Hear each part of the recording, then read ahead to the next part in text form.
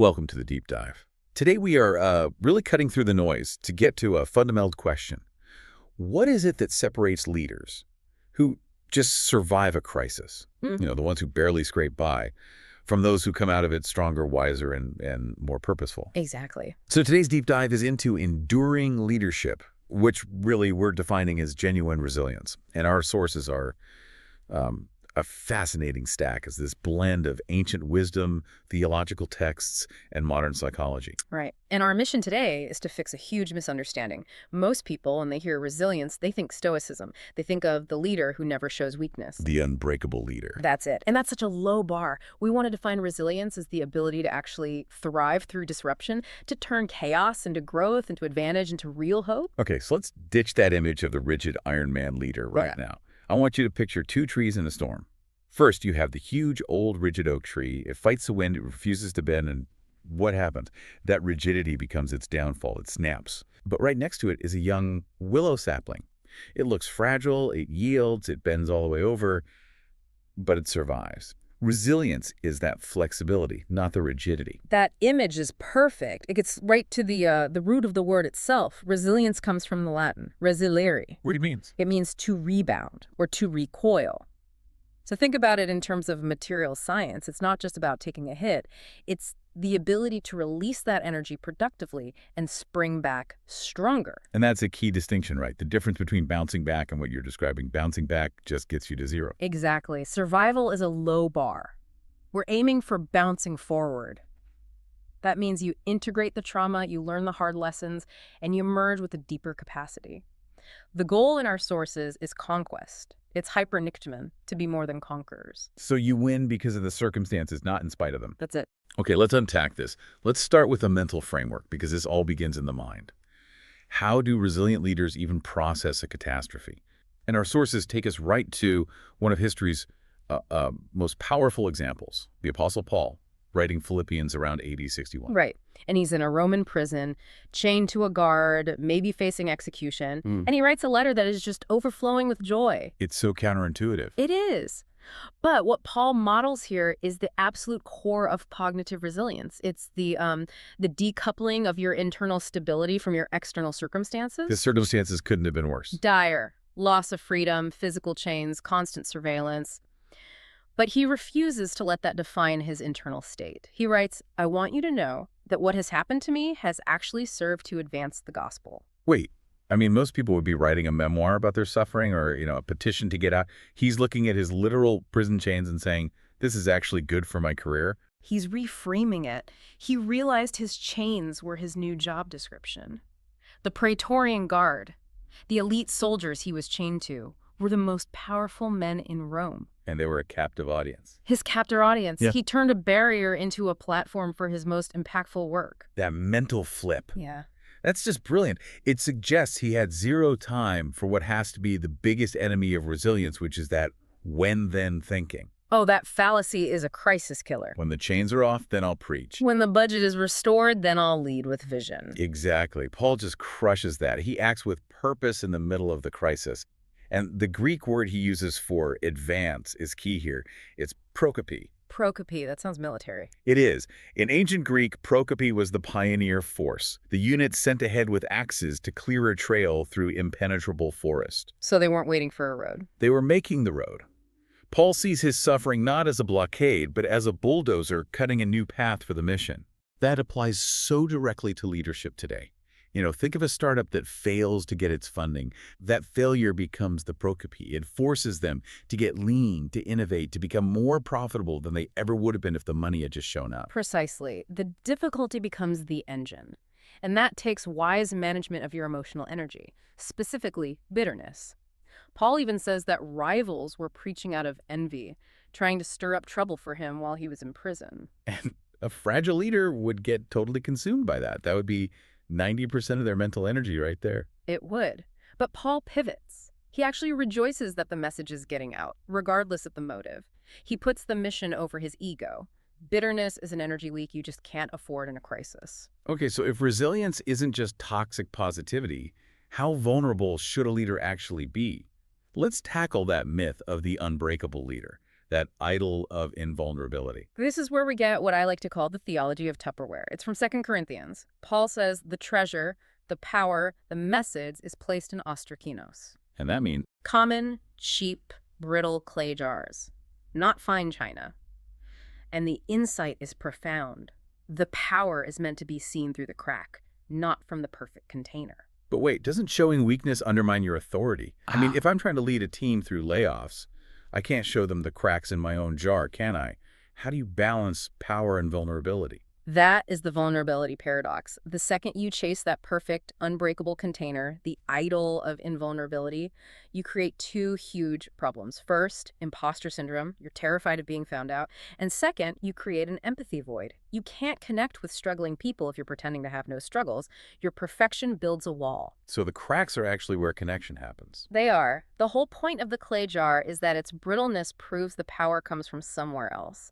Paul doubles down on this with his thorn in the flesh. He prays for his weakness to be removed. And God's answer is no. It's no. My power is made perfect, or kilios, complete, fully functional in weakness. That just flips the entire script on modern leadership philosophy. It's the opposite of self-reliance. Totally. Christian resilience isn't about me overcoming my weakness. It's about me learning to host God's power within my weakness. The focus shifts from fixing the jar to letting the light shine out of it. So to make that practical for you, our sources give us a really helpful rule. It's about differentiating privacy from secrecy. Secrecy is hiding wounds that need healing. Privacy is just a healthy boundary. And the rule is this: we share our scars, healed, processed wounds to help others. But the open wounds, We protect our wounds, the fresh, bleeding trauma for our smallest, most trusted inner circle. You never lead with the bleeding wound. You lead from a scar. that brings so much clarity. Okay, let's pivot to the ultimate model of endurance, which validates the sheer physical cost of all this. Yeah. The suffering servant in Gethsemane. We have to go here because it just dismantles that myth of the detached stoic leader. Jesus enters the garden and he's sorrowful and troubled. He admits the pressure is almost lethal. He says his soul is sorrowful to the point of death. That's not melodrama. It's crushing reality. And Luke, the physician, records hematidrosis, sweating blood. Which is a real medical condition. A real, though very rare, phenomenon that happens only under maximum human stress. This validates the brutal physical toll of leadership. We can't pretend the body is separate from the fight. And he only endured that because of what you'd call teleological resilience. Exactly. Hebrews 12:2 says it clearly. Jesus endured the cross because of the fuel, the joy set before him, which was restoring humanity.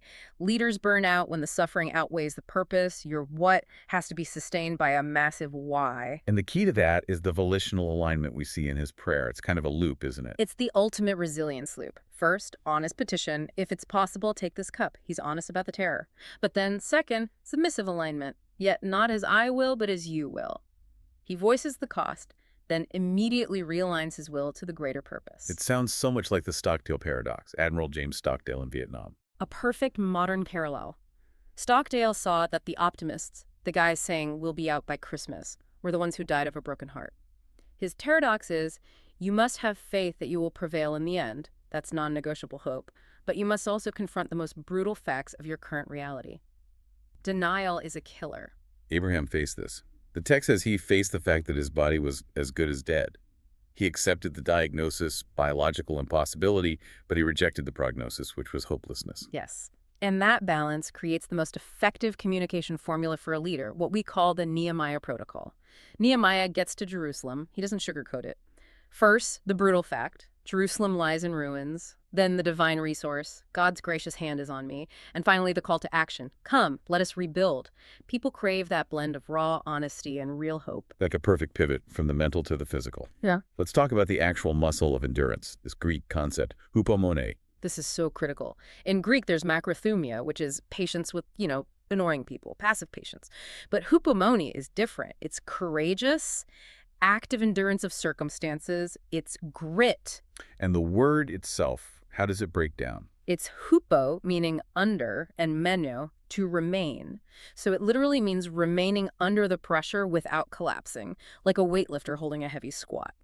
And if you don't, James 1:3 says testing produces hupomonē, and hupomonē produces teleus maturity, wholeness. Yeah. If you quit too early, you abort the very process that makes you whole. But you can't have a spiritual victory if your body is in a state of collapse.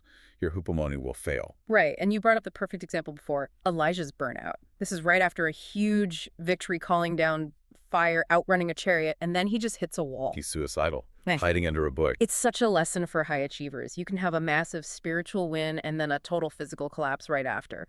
And what was God's prescription? Not a strategy meeting, Sleep and a snack? sleep, and a snack. God dealt with his neurobiology first. He knew an exhausted prophet is a liability. So this all comes down to stewardship of the nervous system. Let's get specific about the biology. Chronic stress means your body is pumping cortisol. Yep. What does that do to you as a leader? It shuts down your prefrontal cortex. That's the part of your brain that handles strategic thinking, planning, impulse control. Chronic stress literally makes you dumber. You shift from a CEO brain to a lizard brain. Exactly. You're not thinking, you're just reacting. And that's why the Sabbath isn't just a nice religious tradition. It's an operating instruction for the human machine. It's designed to stop the cortisol pump. To violate that is basically rebellion against your own design. That's powerful. Okay, we've covered a lot. Reframing, vulnerability, brutal facts, the physical side. Let's pull this all together into a quick resilience audit that you can take away and use this week. 4 critical checkpoints, all from our sources. First, cognitive reframing. What is your biggest problem right now? Write it down. Then force yourself to write 3 ways this problem could actually be used for a greater purpose. Move from this blocks me to this redirects me. Second, relational support. Ask yourself this and be honest. Who knows the full, unvarnished truth of your struggle right now? If the answer is no one, your resilience is at critical risk. Find a Jonathan, someone to strengthen your hand. Third, physical resilience. How is your sleep? Seriously, if you're not getting 7 hours, you're impaired. And try micro-Sabbaths, a 15-minute transition when you get home from work. No screens, just quiet. Tell your nervous system, the war is over. And finally, spiritual hope. In your prayers, is your focus on the size of the storm? Or are you actively anchoring yourself to the only thing that isn't shaking the throne? In the end, resilience isn't the absence of suffering. It's the stewardship of suffering. It's spirit-honoring matter. So if we zoom out one last time, it seems that this kind of resilience is just. It's impossible without a robust view of the future. Hope isn't a soft emotion. It's a tactical asset. Paul nailed this with his weight of glory calculus. He called his immense suffering beatings shipwrecks, light and momentary. Why? Because he was measuring it against the eternal weight of glory that was coming. The crisis doesn't vanish, but it finds its proper, tiny proportion on that cosmic scale. And that's why the end of the story matters. Eschatology matters. The resurrection of Jesus is the spoiler alert for all of history.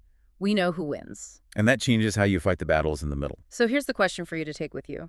If you knew with total certainty that your current crisis, your hardest day this week, was only a middle chapter in a story that ends in an undeniable, inevitable victory, How would that knowledge change the very next decision you make? go forth and lead, and know that the wind trying to knock you over is actually the force deepening your roots. Take that next step in your journey of enduring leadership. We'll see you next time on The Deep Dive.